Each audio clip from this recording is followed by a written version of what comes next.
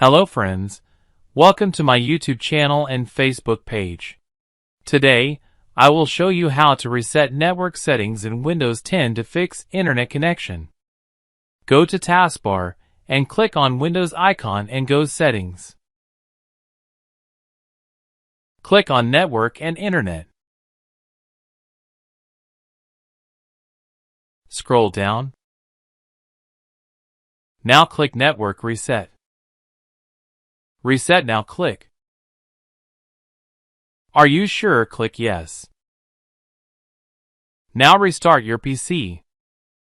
Again go to Taskbar and right-click on Network icon.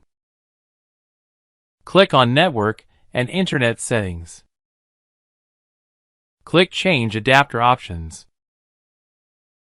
Now check IP address remove and set new IP.